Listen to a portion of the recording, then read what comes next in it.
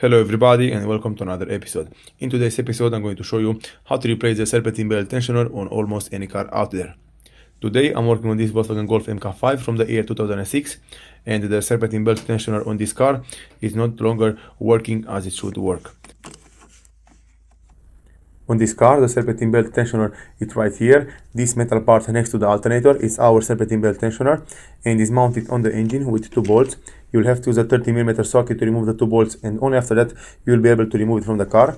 And in my case, this tensioner is not longer holding tension on the belt, and because of that the belt is moving all around, up and down, very hard, very fast, and this is not good because probably it will slip off and it will create even more problems in the future. So today I'm going to show you guys how to replace the serpentine belt tensioner on almost any car.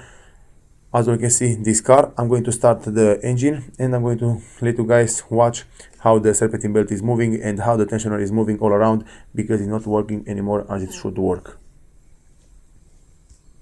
On this car, what you'll have to do is to remove the wheel and remove the panel from the side of the wheel. You'll have a plastic right here, you'll have to remove it, and only after that you'll have access to the belt and to the tensioner.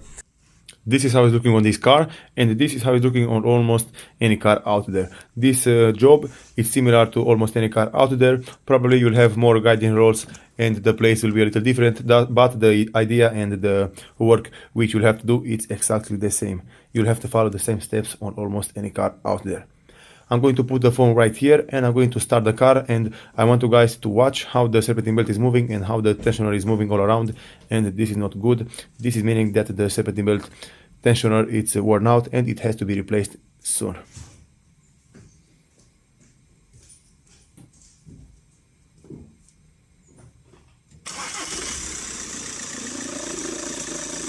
Okay everybody, just watch how much play there is in this serpentine belt. Just listen the noise which is making, and this is how it's moving, this is how the tensioner is moving, and also this is how the belt is moving all around. So this is not good. Normally there should be no place, at all. The serpentine belt should be straight as a line.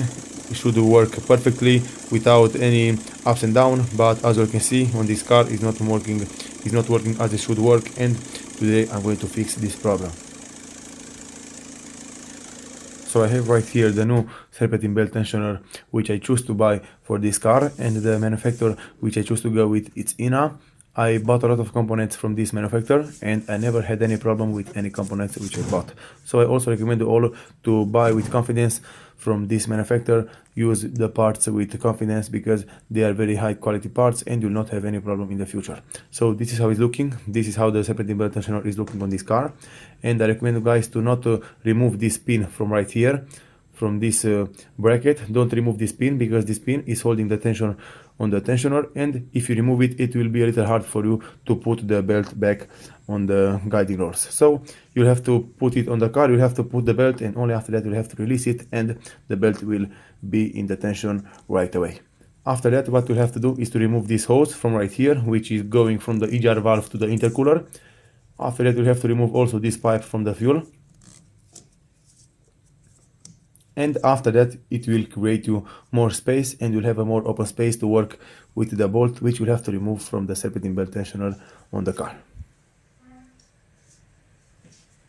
Right here, as you can see, I'm using a flat screwdriver and I'm lifting the metal clip up just to release the hose from its place, and after that I'm going to remove the hose completely from the car.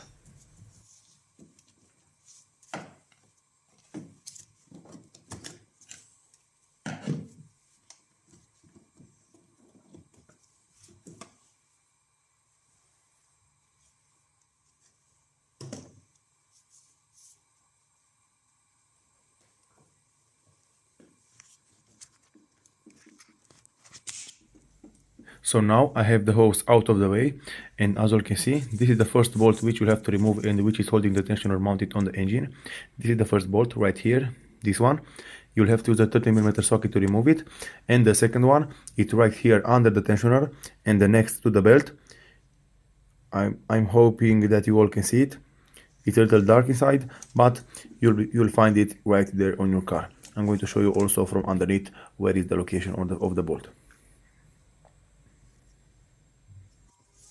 Before removing the two bolts which are securing the serpentine belt tensioner mounted on the engine, you'll want to release the tension from the belt and remove the belt completely from the engine. So what you have to do is to take a 70mm key, in my case, and put it right here on this metal bracket from the corner of the serpentine belt tensioner. Or if you don't have a metal bracket like this, you'll have to go under the car and you'll have to use a 16mm socket or any key which will fit in your place, and you'll have to put it right here on this part, and you'll have to push it or pull it in order for you to remove the tension and release that belt completely from the car. In my case, as you can see, I'm not able to do it with one hand, but as I'm pushing, I'm removing the tension from the belt, and now with the other hand, I will remove the belt from the guiding rods and from the engine. And as you can see, I removed the belt, and now the belt is coming out. I recommend you guys to take some pictures before removing the belt, because in this way, if you are working on a different model, on a different car, probably you will have more guiding rods and you will not remember how the belt was installed, and by making a picture it will show you very good and very clearly how you have to install it later back on the car. So as you can hear, also the guiding rod from the serpentine belt tensioner is worn out, so this is why I decided to replace the whole thing, and I decided to make a good job on this car. So in my case, as you can see, I'm using a 30mm socket to remove the two bolts which are holding the serpentine belt tensioner mounted on the engine. This is the first bolt from the top, and after that I'm going to remove the bolt from underneath.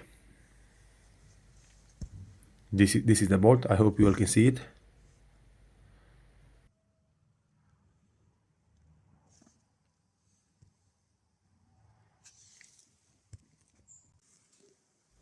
So as you can see, I also find a metal piece right here in my garage, and I bent the tensioner in a way where I will have to put the metal pin inside it and block the tension from the tensioner. So in this way you will be able to remove the bolt very easily, because if you don't do this, the tensioner will slide over the bolt and you won't be able to remove it from the car. So you'll have to release the tension and you'll have to block it with a metal pin like I did right here. So as you can see, in my case right now, the bolt is it has a clear space. I'm able to put the tool and remove the bolt, and from here what you have to do is to remove the tensioner completely from the car like I'm doing right here.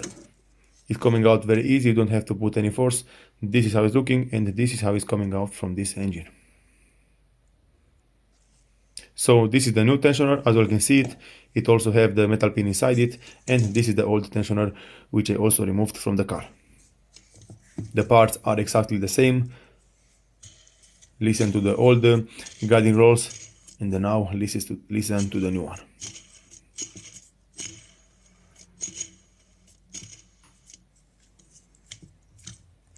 As you can see, the new one doesn't have any play in it.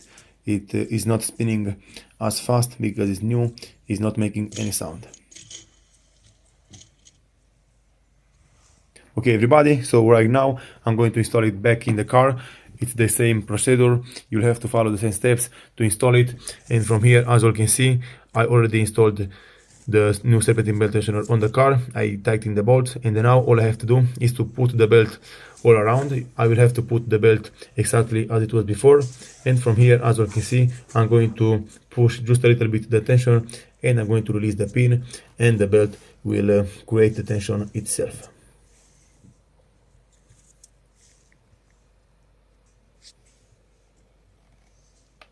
Okay everybody, as you can see, I removed the pin, and now the tensioner is working as it should work. Now I'm going to put everything back together, and I'm going to start the car later and show you guys how everything is working as it should work.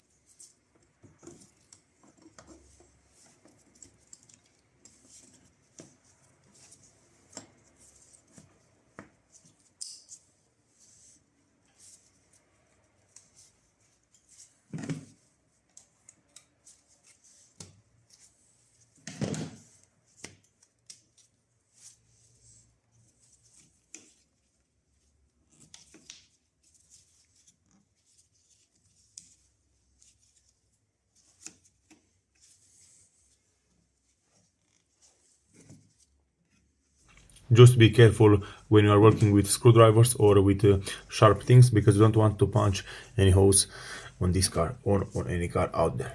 Right now I'm going to start the car and I'm going to put the camera and show you guys how the new tensioner is working and how it's looking.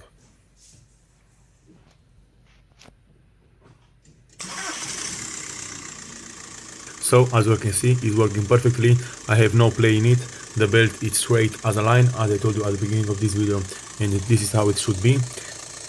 It's looking great. The tensioner is moving just a little bit because this is normal. This is how it should move. And from now I removed the old piece, I installed the new piece, and now the car is behaving and is working as it should work.